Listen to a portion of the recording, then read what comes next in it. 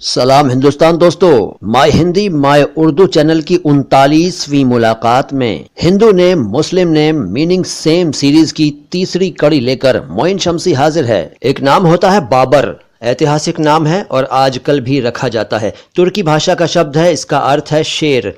और शेर के बहुत सारे पर्यायवाची आप पिछली एक मुलाकात में सुन चुके हैं, जैसे असद, अब्बास, सिंह वगैरह वगैरह। तो बाबर मुस्लिम लोगों में नाम रखा जाता है आमतौर पर, और असद और अब्बास भी, और सिंह तो आप जानते ही हैं कि हमारे हिंदू भाइयों में आमतौर पर नाम पाया जाता है, उपनाम या सरनेम पाया जाता है। और बाकी इसके पर्यायवाची शब्दों पर तो एक मुलाकात में हम चर्चा कर चुके हैं। कुछ और पर्यायवाची हैं इस शब्द के जिनको नाम के तौर पर हमारे हिंदू भाइयों में इस्तेमाल किया जाता है, जैसे वनराज। जी हाँ, वनराज एक नाम होता है, वनराज।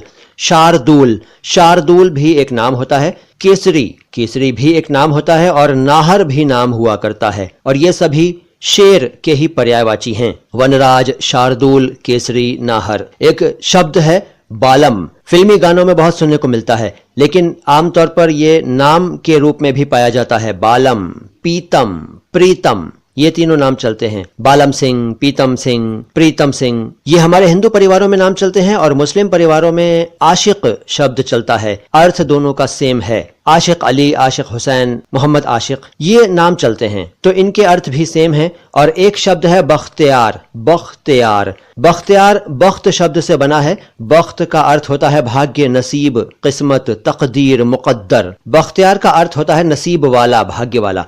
तो बख्तियार मुस्लिम लोगों में नाम होता है। और लकी एक नाम होता है जो कि मुस्लिम भी रखते हैं, हिंदू भी रखते हैं और दूसरे धर्म के मानने वाले भी रखते हैं, लकी।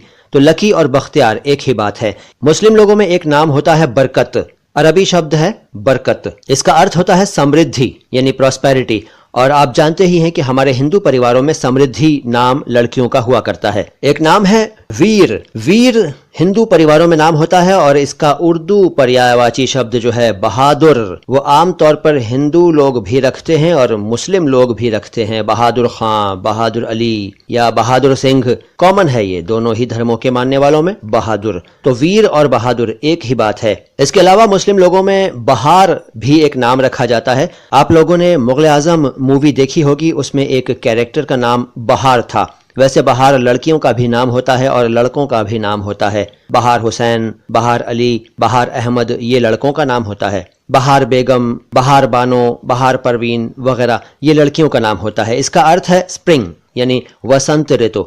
और आप जानते हैं कि वसंत हमारे हिंदू परिवारों में नाम रखा जाता है, बसंत भी रखा जाता है। वसंत और बसंत एक ही बात है और बहार भी वही बात है। एक एपिसोड में हमने चांद के पर्यायवाची शब्दों का जिक्र किया था। चांद का एक पर्यायवाची और है जिसे मुस्लिम लोग नाम के तौर पर इस्तेमाल करते हैं, और वो है बद्र। जी हाँ, बद्र अरबी शब्द है वैसे, लेकिन मुस्लिम लोग हमारे देश में भी खूब रखते हैं इस नाम को, बदरुल हसन, बदरुज्जमा, बदरुद्दीन वगैरह। हिंदी में रजनीश एक नाम चलता है, सोम एक नाम चलता है, शशि एक नाम चलता है। ये भी चांद के ही पर्यायवाची हैं। और चांद के बहुत सारे पर्यायवाची तो हम पिछली एक मुलाकात में डिस्कस कर ही चुके हैं। एक शब्द होता है बादशाह यानी किंग।